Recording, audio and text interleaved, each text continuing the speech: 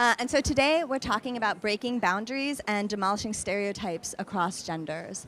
And this is a subject I'm really looking forward to discussing because stereotypes and ideas and assumptions about how men are and how women are often subtly shaping discussions that we're having about gender in ways that we don't often account for. Whether it's about Me Too and how we imagine that a woman propositioned by a powerful man ought to act, or the ongoing masculinity crisis in which men, we're told, feel left behind and left out, and which we know has had large-scale political repercussions. So there's lots to talk about. We have an amazing and wide-ranging panel with us today. So joining us is Julia Sperling. She's a partner at McKinsey. Fabrice Udat, he's a human rights officer at the United Nations. Janine Liebert, she's the Chief Marketing and Communications Officer for BET Networks. Elizabeth Nyamayaro, she's the Senior Advisor to United Nations Undersecretary General, UN Women. And Isabel Weckstein, who's Managing Partner at One Avocat. So the way this session is going to work is we're going to hear a little bit from each panelist to get their particular perspectives on stereotypes and how those stereotypes shape their work. And then we'll have a free-ranging discussion, and we'll have a Q&A from you. And then we're going to try to end this session with a call to action. So we're going to ask each panelist what the number one thing that you can do today when you leave here to help break down gender stereotypes in your private lives and your organization. So with that, let's get started. We have a tight session. So let's start with Julia. So you're a neuroscientist by training. That's true. Can you start out by giving us a sense of why gender stereotypes are so hard to break? We know a little bit about, societal pressures, but can you give us a sense of what's actually happening in people's brains and why these are so sticky? With pleasure. Let me start by saying that the human brain is spectacular. Because at any point in time, about 11 million bits, so 11 million bits of information hit our brain. The brain can only consciously then proceed with about 50 of them. And so 5, 7, 10 of them, we can even keep them only in our short-term memory. So it's a tremendous filtering exercise. It's gigantic. Now, in order to do this, and in order to help us also prioritize what's important now, is there a danger coming? Is there a threat coming? What do I have to do? The brain does something smart, I'd say. What it does, it forms patterns. So it scans the environment and sees whether there's anything that would remind us of something that we should rather watch out for. Evolutionary, that made a lot of sense, otherwise we would not be sitting here as we're doing today.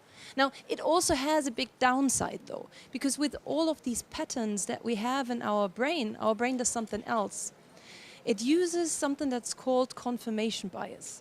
Once a certain pattern is formed, the brain is very busy with making sure it scans the environment for data that support exactly this very initial pattern that you formed. So you often hear you never get a second chance to make a first impression. It's a bit like this. So you have these strong patterns. They're deeply ingrained, in particular when they are fear-based. They stay a long time with you. You scan the environment for supporting information, and there you go. With this, you have formed your initial stereotypes and a way that you see the world. And I think that makes for a good opportunity to transition to Fabrice. So, Fabrice, you have so you have talked and written a lot about why it's important to combat, in particular, stereotypes about traditional masculinity and transphobia and homophobia. And I think that I remember you saying that you had gotten some pushback on that. And can you give a sense of why you might have gotten that pushback and the kind of links that you see between combating those stereotypes and the broader question of gender equality and development? I'll tell you, so I was working at the World Bank in 2012, and the World Bank was producing its World Development Report on gender. And I remember that I talked to the team, and I said, in 2012, you cannot produce a report on gender and development and not look at the fact that gender stereotypes also affect LGBTI people.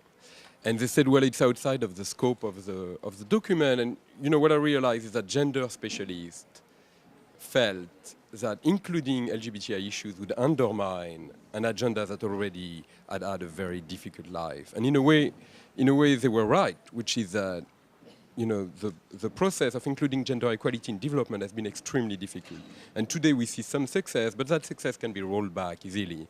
And so there was never a huge appetite to include the poor parent of gender, which is LGBTI people. Now, this being said, homophobia and transphobia are so clearly linked to gender inequalities. Homophobia and transphobia is used as a way to reinforce gender stereotypes and also to punish people that transgress the gender stereotypes.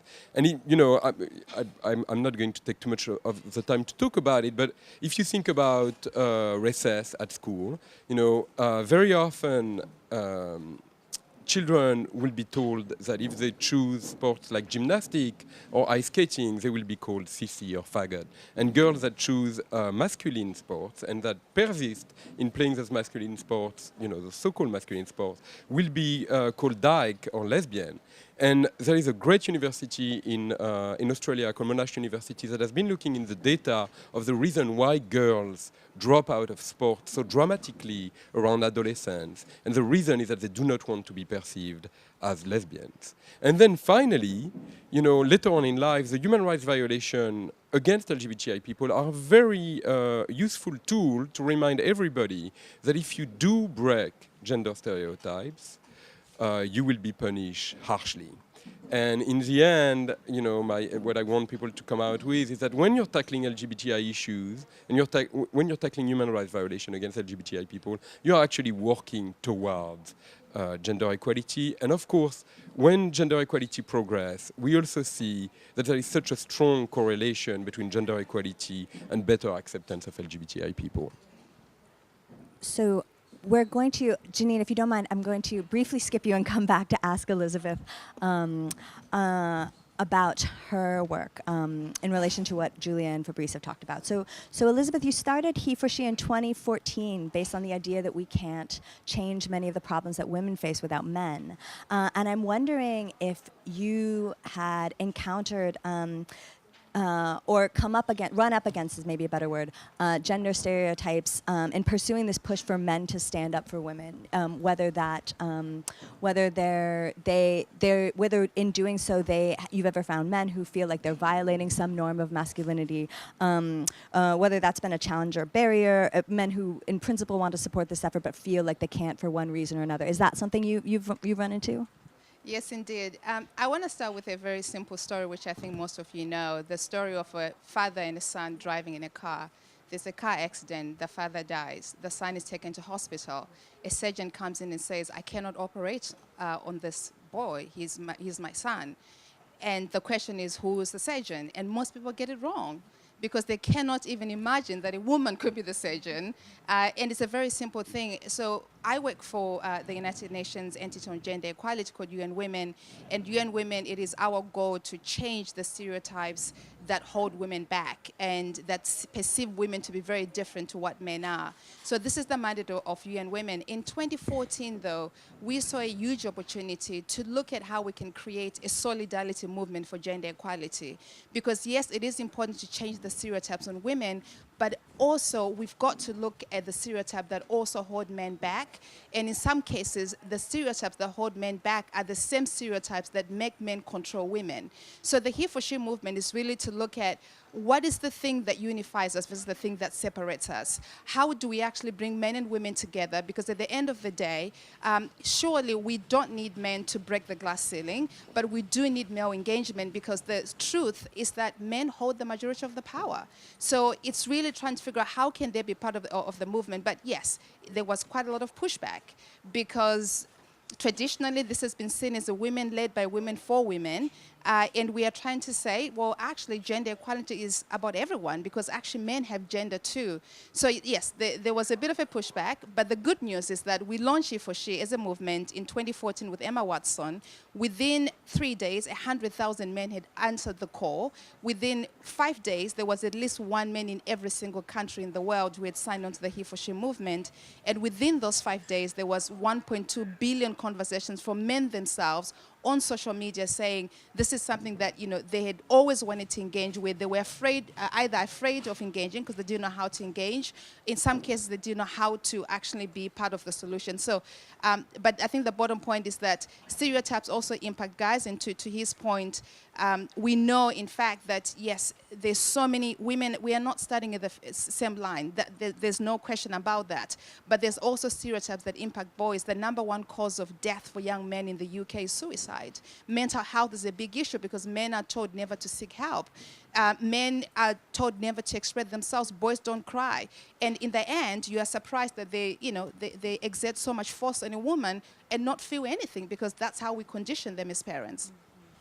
So we'll get a chance to come back to some of these thoughts in the free-ranging discussion. But for now, Janine, I would love to hear about the role that you think popular media has to play in gender stereotypes. So BET is creating programming for a specific audience, but it would be great to you could sort of shed some light on how its executives think about these kind of questions and these stereotype questions when they're making decisions about programming. Sure. Thank you for having me. Nice to see everyone. I think, if you always go back to stereotypes are built and have been created to support a patriarchal structure. So we know that. And so when you think about media, and you, particularly for those of us who grew up in the 70s or 80s, and you had Fantasy Island and The Love Boat and Brady Bunch and Gilligan's Island, and, you had all of these images that didn't have a lot of people of color, if any. Women had a very specific role, and so media, really reflected this very specific patriarchal thinking. Enter BET, which was the first network to be focused on African Americans, and really the whole point of the network was to just have a place where you saw people of African descent on the network, on cable television. So that in itself was radical. So every time we think of a show or a character, it's radical because of the space is so clear. I mean, I think we all probably remember when Diane Carroll came on Dynasty. It was like, oh, a fabulous black woman, they exist. So you're breaking stereotypes at every one person. The Cosby Show, oh my gosh, black families exist and they don't live, in the projects. So we're constantly thinking of that when we're picking shows. One that comes to mind was Being Mary Jane, that starring Gabrielle Union, was one that we really focused on. How do you show a dynamic African-American woman in a real, authentic space? So sometimes it's a little messy, sometimes it's amazing and fabulous, and then not show her outside of her family. That was a big part of it for us, breaking that stereotype of this superhero African-American woman who does it all with her super cape. No, she's what we call beautifully flawed, a little messy, very sexy, but comes from a loving family, a two-parent stable family, and really showing people in their full lives. So that's just one example, how we really kind of always take our history. We give that some thought when we're thinking about different shows. That's one example. Super interesting. So Isabel, in addition to your work as an attorney, you've done work with students in schools all over France in sessions where you're discussing all kinds of stereotypes. So from race and ethnicity to gender. So it would be great to hear from you whether anything in this work has sort of surprised you or stood out for you in the way that young French people are talking about gender and gender stereotypes and how entrenched they are, or whether you feel, whether we should see a lot of promise in the next generation who are gonna break all of these boundaries. Thank you. So first of all, to explain the context, for more than 14 years, I organized sessions in French high school, mostly in the suburbs, in which two of us, one Jew, one Arab, spoke with young people about racism, anti-Semitism, and sexism. So it was not just about gender stereotypes, but all kinds of stereotypes. And this whole thing started from the observation that I made 15 years ago of the gradual separation between various communities and also genders within French youth. So I visited a lot of schools, state schools, private schools, religious schools, not religious schools, and finally I focused on one or two schools in what we call le 9-3, which is in the suburbs in Noisy-le-Sec, one big school where there are 1,000 young students, mainly students from immigrant descent. It's a kind of ghetto, and that's where we started our work. And what we and as you know from the since the 80s, the banlieue is perceived as areas, unsafe areas, and the young people from the banlieue are often perceived as having anti-social behavior. And most of the young people that I met in those schools had the feeling that they were unwanted, that they were not real French people, although 99% of them were French people, and that they were not entitled to the same rights, and also that they were rejected by the French community and not considered as French people. So from this experience, I made a film called Strangers at Home that I co-directed. And just to show, this documentary shows the prejudices that those young people are victim of, but also the prejudices that they have against each other, young men against young women, blacks against Arabs, Arabs against blacks, Jews against Arabs, etc., etc. And in terms of, I wouldn't be able to say that what I've observed does represent the French youth in general. But what I could say in terms of gender stereotypes is what struck me is that this group of young people, largely discriminated against, have internalized the stereotypes that they are a victim of. And for instance, when asked which word should be associated most strongly with woman, they usually reply bitch or whore. When commenting on rape victims, girls mention the way victims were dressed, or the importance of the person's reputation for girls, or an honor for the family. The boys keep explaining that they don't want to marry a working girl. The boys keep saying that they want their future wife to be educated by their own mother. And this is, and the boys keep explaining that they want to marry virgins, and that the girl's fate is to become either a mother or a sister or a whore, and so it's kind of really scary. This is the downside, but this is what I've observed for a certain number of years in those groups, again, of young people being themselves discriminated. Now, there is some hope to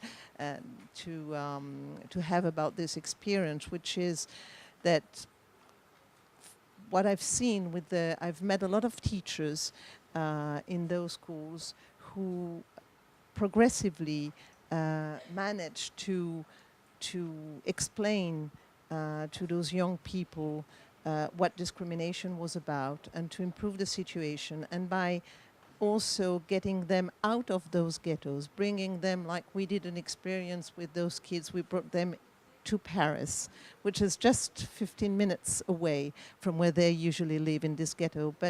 And we gave them a camera where they could question the other people that they would meet in the streets, and then they would realize that the people that they meet or interview in the street with this camera do not see them as blacks, Arabs, whores, or powerful young men. And this enabled them to feel differently. And so what I found from this experience, because we did this for 15 years and with no means, with no connection, with no money, and progressively we managed in one school in particular to change things progressively. And give us a sense of how old the students that you were speaking with are. I'm sorry? What age the students were. What age? Yes, sorry. We started with young students around 14, 15, but even with older people and all the teachers that I've met and also the mothers and the people in general keep saying that we should start much earlier because the stereotypes, in particular the gender stereotypes, we have to fight against them with very, very young boys and girls. I've even met this week someone who started to fight against gender stereotypes with kids of 6 years old. Right. So I'm wondering if you, and maybe a couple of you guys want to jump in on this as well. I'm wondering if you can comment on the idea that's, I think, in the text of this session, actually, which is that for girls and young women, a lot more progress has been made in terms of getting them to sort of envision how they can break free of stereotypes. And for young men and boys, we have more work to do. I'm wondering if that reflects the reality of what you've seen in your work, but also, you know, those of you who've thought about this, jump on in. Yeah, I mean, certainly, we, as UN women, we observe that there's been quite a lot of latitude, I think, in terms of girls and what they can be. It's perfectly normal now for a young girl to play football and nobody bats an eyelid. It is still somewhat frowned upon or perceived as weird if a young boy is playing with a doll. And then we have to question, what is wrong with that? Or he's going to become gay. Really? Do you think he's going to become gay? Or is it actually a really good way of him learning how to be a nurturing father? You know, I think one of the things we have to realize is the intersectionality of these things and also how our equality is intertwined, right? So one of the things we're pushing for is the issue of paid parental leave, which may seem completely not necessary because, well, we just have to give women more maternity leave. But we also know, again, back to stereotypes, that even in places where there's maternity leave, women aren't taking it because of the fear of being penalized, of the fear of being perceived as a burden for employers. So we also have to destigmatize the idea that men also must be caring, men must also take responsibility at home, because we have to level the playing field. We can't expect women to prosper in the workplace if they still have to go back home and carry all the burden. So there is indeed, I think, quite a lot of work to be done. Again, I'll continue to emphasize that, of course, you know, we are not starting at the same line, so there's still more work to be done on women, but let's not forget, as we are pushing women forward, that we don't push men backwards. Even in a country like Iceland, right now, there's a crisis in terms of education. Young boys are dropping out of school more than girls are. You know, and we need to be somewhat concerned about that because at the end you have these young boys who are completely lost and they, again, been taught never to express their emotion, and they have all this anger inside of them and they express it on the women in their lives. So, so indeed, I think just an important thing to recognize that we actually, the equality is intertwined. No one is going to be equal until we're all equal. You know, and I love the point that Elizabeth made about intersectionality, which is crucial, right? And the burden of homophobia and the burden of gender inequality on lesbians is tremendous. And I'll give you three examples that came to my mind now. You know, one of them is the discussion of reproductive technologies access to lesbians in France. You know, it has been almost exclusively on television men that have been talking about the right of lesbians to access reproductive technology. And one of the reasons is that there is very few lesbians that are out and visible in French society because of the fact that the burden of homophobia is much heavier on lesbians than on men. And then similarly, I had this weird experience a few weeks ago. I was in Madrid. I was speaking at the book launch of a book called Lesbianas, Así Somos, which kind of talks about lesbians in in public life. And so there was one part of the book which was women in business, lesbians in business, and I look at the page. You know, I bought the book, even though I don't read Spanish, but I thought it was a polite thing to do. And so I look at the book, and there's women in business, and you can see Inga Bill, who is the CEO of Lloyd. You can see Gigi Shao, which is a famous lesbian in Hong Kong. You can see Beth Brooks of EY, Shamina Singh of Visa, so of MasterCard. And so I closed the book, and I didn't think too much about it. And then 2 days later, I thought, if it had been gay men, it would have been 10 or 20 pages, right, of the top gay men in business. The lesbians in business, you can count them on basically one hand. And then finally, my last example, in 2012, I went to India to do a fact-finding mission for the World Bank on the situation of sexual minorities in India. And I will always remember, I visited a refuge of young lesbians. And what the director of the refuge told me, if she said, you know those girls, they fall in love with another girl. And then they come to the refuge and they stay 3 days. And during the 3 days, they realize that they have no agency, no voice, and no participation. That in fact, they won't be able to get papers without coming with their father or their brother. So what they do is that after 3 days by themselves, they come back home and they marry the man that their parents have chosen for them. And so, you know, if I have one thing to say here is that we have to be very careful when the most marginalized part of our community is not looked after. And lesbian women suffer doubly from a very heavy burden of homophobia and a very heavy burden of gender inequality. So Fabrice and Elizabeth, but again, if other people want to jump in, one thing I was interested in talking to you guys about, because you both work with the UN, so you're, you know, talking about trying to enact social change on a very large scale. I am wondering how you strike the balance between trying to enact this change and to change stereotypes via efforts that I guess you would call systematic. So, you know, business rules, which I know you do a lot of work with, and how much you think about, you know, how to address these challenges on the level of individuals, which is, you know, where stereotypes are held in the end, ultimately. And I think about this question, maybe unfairly or not, in light of Me Too, which taught a bunch of us that so many people who seem very committed to addressing gender inequality and stereotypes in a sort of public way on an individual level are less committed to change. So I would be curious to hear your thoughts on how you think about that balance.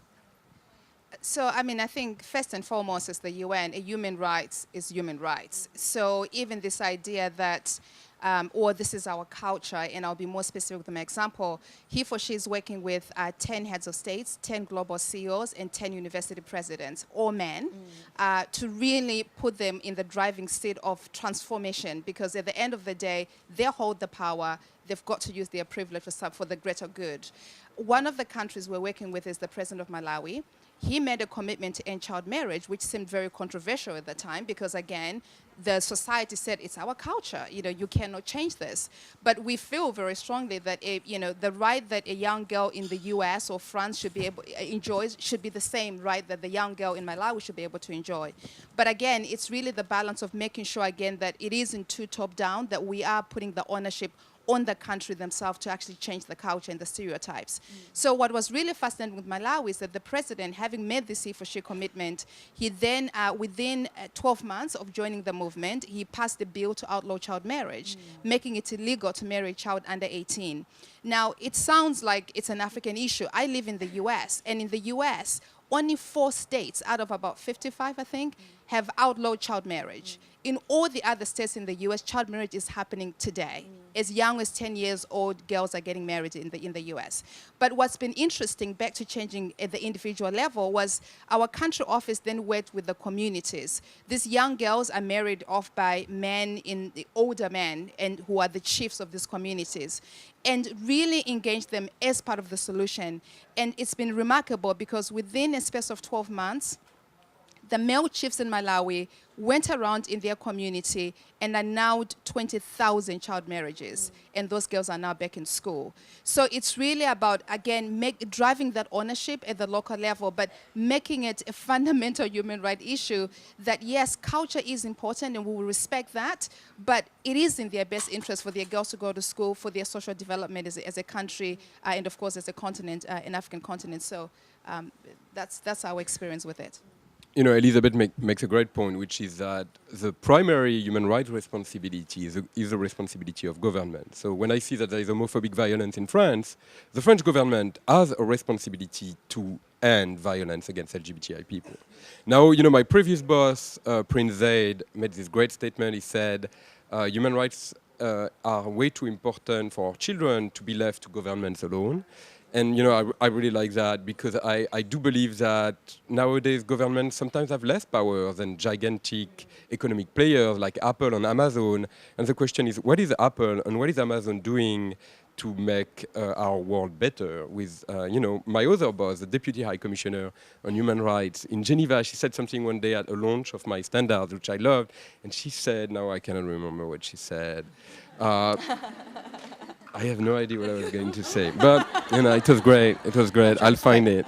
But the point is that we don't know what is the recipe for social change, and we have seen, you know, what is really encouraging is that we have seen incredible change that we never thought would happen, particularly on LGBTI issues, right? The societal attitude change that we have observed in Spain or in the United States is incredible, and so the good news is that we cannot change cultural change. Now the issue is that we don't know how it works. We don't know if it's Ellen DeGeneres coming out on TV that did it, or whether it was the HIV epidemic, right? Or if it was, you know, LGBTI people individually coming out at work. So in the absence of knowing what is the recipe for social change, our approach at the UN, besides doing classical concert in front of the lake in Geneva, is our approach is to try all the different tools that were at our disposal and understand that it's not the UN that is going to foster social change. It's probably a bunch of different actors. There's just a question on the recipe. First, I didn't know about the child marriage in all the states in the U.S. I'm like, okay, I'm learning something on the panel. Love that.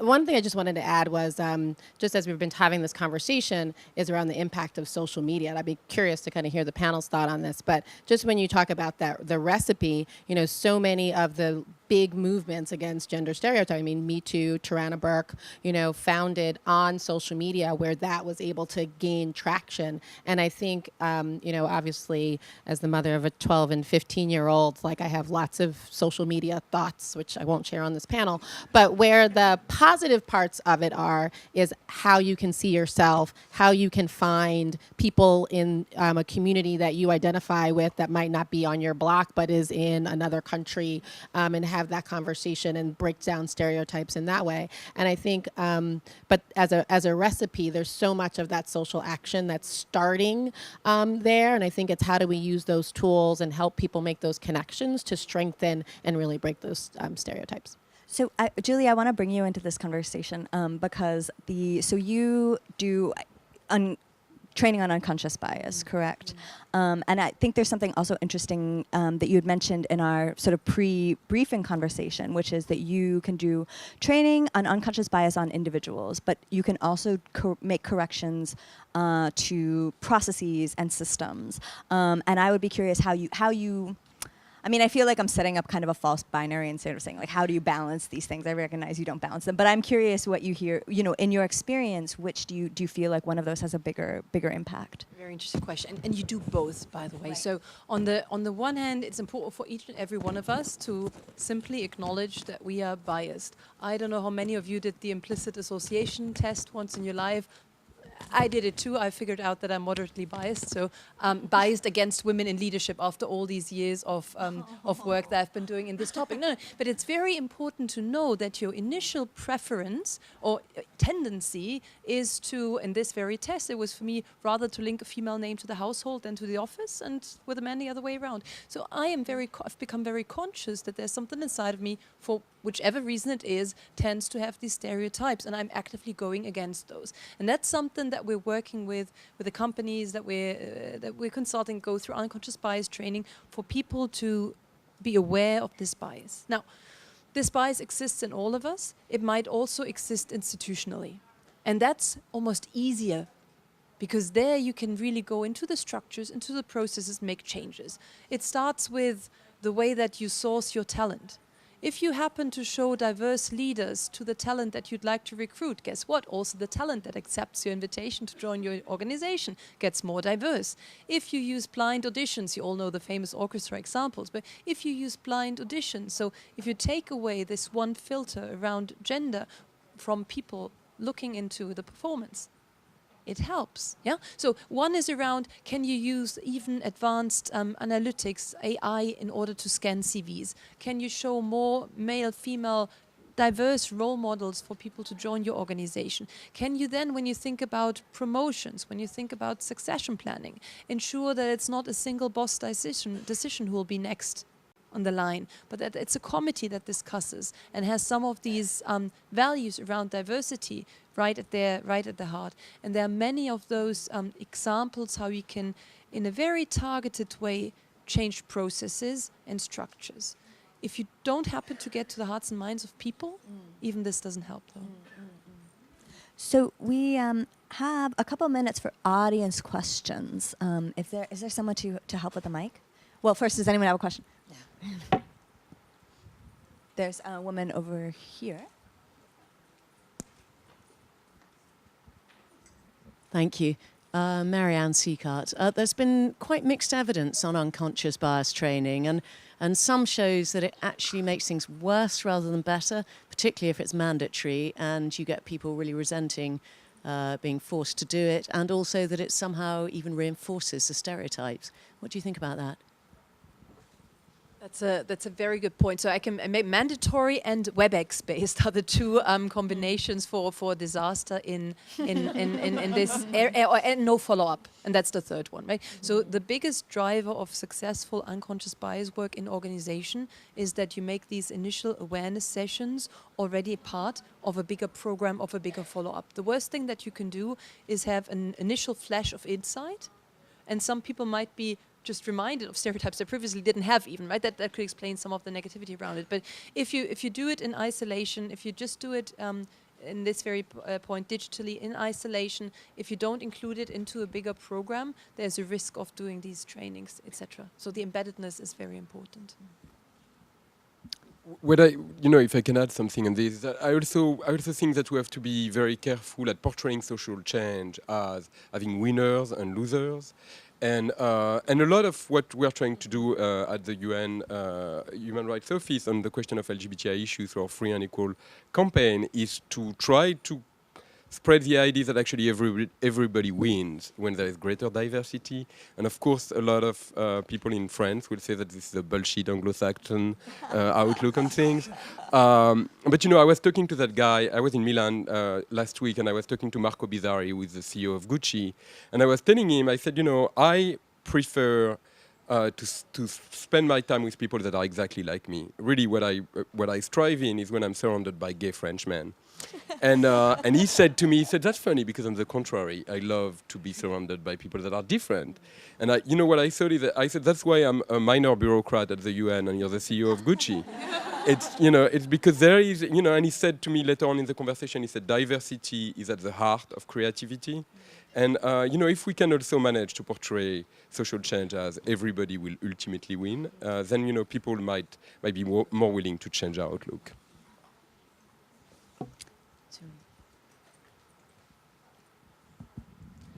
Hello, everyone.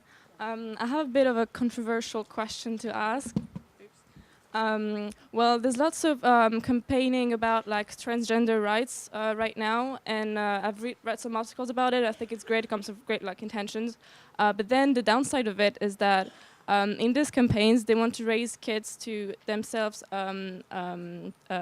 decide what gender they are, and be not to be forced into a gender they don't feel that if they are. But I feel like that there's some reports saying that this could actually raise some gender stereotypes, saying like, okay, you're a boy, you like to play with cars, then you're a real boy, like you're a boy, you can be a boy, and you like to play with dolls, then you're a girl. So I wanted to discuss this because like transgender rights are great and stuff, but then how do you actually implement that? How do you treat that topic without raising other gender stereotypes around it? You know, I might answer because that's kind of my topic. I have two little boys actually, and you know, one of my boys loves to say that he's a girl, and you know, frankly, I don't really think he's transgender, but he says, you know, I'm a girl, and he has a twin, and his twin say, you cannot be a girl because you have a penis. And I say to my son Ethan, I say, you know, if Maxime wants to be a girl, he can be a girl.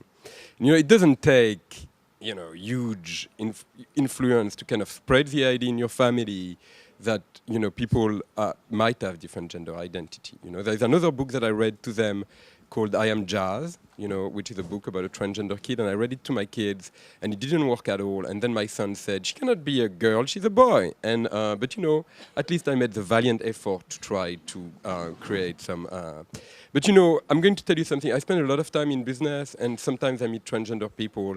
And recently, I was at Expedia in Seattle, and I met with, you know, the person I met from Human Resources was transgender, and I didn't know she would be transgender. And then in the middle of the conversation, she said to me, she talked about her transition at Expedia, and she said to me, it was either that or I would kill myself. And you know, that's an experience that transgender people reiterate constantly. It's either that or they kill themselves. And as human beings, we have to ask ourselves the question, if we can do one small thing for another human being not to kill themselves, which is to change a little bit our outlook on gender identity, why wouldn't we do it? You know, I'm always amazed about the depth of the suffering of transgender people in our society. It's extremely heavy. And when I hear, you know, a lot of people that say, well, it's very dangerous, we might have a wave of transgender people that will take over the world, I'm like, let's not be super dramatic, right? The only thing that we're asking you is to open your mind a little bit and maybe, you know, consider the fact that gender might not be binary and that we do have a responsibility to ensure that people around us are not killing themselves because of us.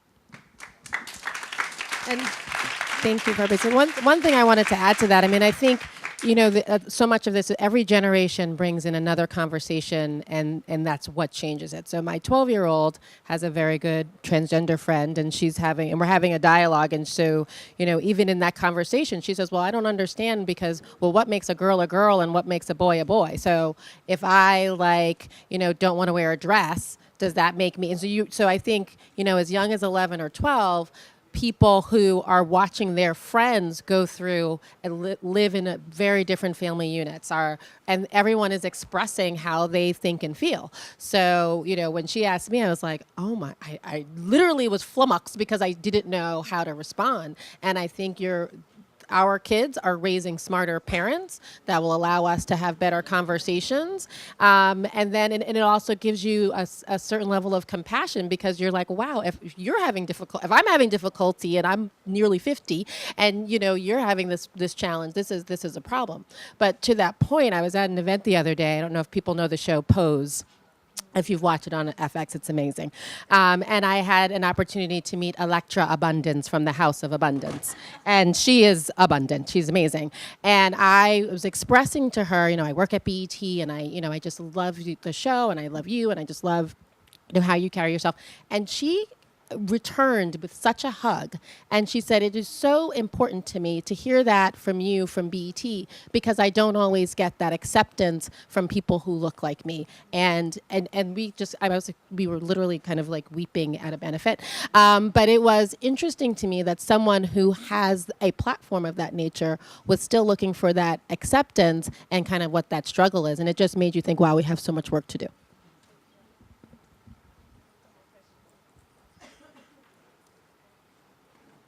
I think this is our last question, and then we should probably move to the lightning round. Hello, thank you for all your wonderful thoughts on that. I'm Priyanka, I'm from India, and I'm representing Girls 20 in this forum. My question is more so about all of these amazing movements that you're talking about around the world, the foremost of which is Me Too, which has come into the forefront, and very recently, although with a bit of a lag, it has come into India as well. I sincerely hope that it is there to stay and it does make the necessary changes in in our thinking in our society that is needed. My question is, however, how do we make these movements, taking the example of Me Too, to percolate up to the grassroots? Because right now I see these movements to be very privileged, and I'm saying that because one of the key reasons that these movements have reached across to so many people is because of the ICT, the internet connectivity, the social media that people have access to. However, in most of the emerging developing countries, a lot of people, and I'm saying less than 50% of people have access to these technologies. How do we make these vulnerable, marginalized voices heard while there are voices coming out across the world on these topics? Does anyone want to take that on? That's such a difficult question. Yeah. I can give it a go. Yes. No, so I mean, certainly you are right in terms of making sure that every woman's need is met, which is what we do as UN Women. We are, our mission is to make sure that every single girl, every single woman in every single country has access to the same opportunities. But I think it is important, though, to not critique the Me Too movement based on the fact that it's not reaching the community, because I think what we are going to need, and I think it's very clear from everyone around the table, we are going to need more than one movement to achieve the goals that we need to achieve. Me Too has been a really fantastic opportunity for those who are connected on ICT to show solidarity with each other. But indeed, we also need the bottom-up approach. We need more social movements. We need community movements, just like the example I gave with Malawi, where it's really starting within the community. But yes, I hear you. I think obviously one of the biggest things we are pushing for with UNESCO as UN Women is closing the digital divide. You know, there's not enough women connected, and even when they are connected, again, the access and the quality is not the same. But yes, a lot more to be done. But she will add as well. Yeah, sorry. No, the only thing, because I don't think that you were criticizing the Me Too movement, but you're talking about the practicality. How do we reach people through internet if they don't have internet? The only thing that I can say, because I come from a completely different background, and the only experience that I can speak about here is a very small experience to tell you that with a group of 10 people, 14 years ago, we started, actually, we were only two, myself and another person, because we were going in one Jew, one Arab, so this was the idea, and basically, practically it was two people. And by doing, the only thing I want to say, and maybe encourage you to do, that there are small initiatives, because I've met a lot of people who do things with no means, and going just to schools, meeting girls and boys, and helping them to express their own feelings, own prejudices, fighting against them little by little, is an experience. Of course, we've only reach a few thousand of students, but now we are in the process of extending this initiative, because the French government thought, the French education minister thought it was a good idea if we could create this initiative in all schools in France, and we are now training other people to do the same thing. And I think for people who do not have the opportunity to be on internet, I know that this is complicated to put in India, this kind of initiative, but I strongly believe that those big movements, of course, are the best initiatives, but also very small ones can sometimes help to achieve those goals. So I've gotten my 5-minute warning, and we cannot leave without a call to action. So you guys are going to be asked to go down the line and tell our audience what is one thing that they can do when they leave today to further the breakdown of gender stereotypes. So Julia, go. Wonderful. I told you a lot about bias and how to fight them, but sometimes we can even take a little advantage of these biases, and I do this as follows. There's something called a recency bias. So anything that you see directly in front of you or next to you is something that also sticks to your brain immediately. So I have for the last decade with me just a little piece of paper. It can also be your phone or whatever media you use to communicate. And there's one little sentence, one little question written on it. And I take it to every decision meeting with regards to staffing, with regards to promotion, succession planning, etc. that I go to. And the simple question on it is, why not a woman? So you know that quote that I could not remember, now I remember it. So the Deputy High Commissioner for Human Rights, Kate Gilmore, at a launch in Australia, she said, with the privilege of making profit comes great responsibility. And so I have been, paying a lot of attention to what the private sector is doing. And I think that as consumers, as employees, and as shareholders, we hold tremendous power to hold them responsible to contribute to a better world. And so I would say my call to action is that you constantly see who you are working for, who you are spending your money with, and who you are investing your money with to ensure that they are working towards gender equality and towards LGBTI equality. And if they are not doing anything, then try to find a competitor that is actually playing a positive role. I'll take that challenge. Information and facts are helpful in beating stereotypes. So my call to action is super simple. It's something you can do, is read a book. And read a book that's written by someone of a culture that's different to you, of a gender that's different to you. And that's how I get to learn compassion and resilience and understanding and breaking down stereotypes. So that would be my call to action. So mine, I'm going to dare you to invent the future, to actually be part of the solution, and based on the power of one. So a very quick story. I grew up in a small village in Zimbabwe. I was raised by my grandmother. We were very poor. At the age of 8, I was dying underneath a tree. I'd not eaten for several days. As I was lying underneath this tree, this woman in a blue uniform found me. She gave me a bowl of warm porridge, and she saved my life. At the age of 10, and I didn't know who she was. I'd never been to school, so I didn't understand anything that was happening around me. At the age of 10, another drought came. We had to flee the village. Thankfully, I ended up in the city, and I ended up in school for the first time. I then found out at this age of 10 that this woman worked for UNICEF, for the UN, and I decided I wanted to work for the UN. I had no means of working for the UN. In my 20s, my grandmother sold her goats and cows, bought me a ticket, arrived in London, £250 to my name, no friends, no family in the UK, no university education. 4 years later, I joined the UN. I've been there for 15 years. 5 years ago, I created He for She as a global movement. It's making impact in the world. So my point being, it's really important that you don't expect somebody else to do it for you. You were asking a question, what can you do? You are the change maker. And there's a saying actually in my African continent that says, if you think you're too small to make a difference, try sleeping in a room with a mosquito. And you understand that you're never too small to make a difference. So again, I just wanted to urge you that you are the change agent. Nothing else is going to happen unless you are active. Very quick, simple thing that you can do. There's a hashtag called Not Buying It. It's online, and it's a fantastic campaign. If you see an advertisement that is stereotypical, just take a picture, tweet about not buying it. Let's create a momentum around all the stereotypes and change them.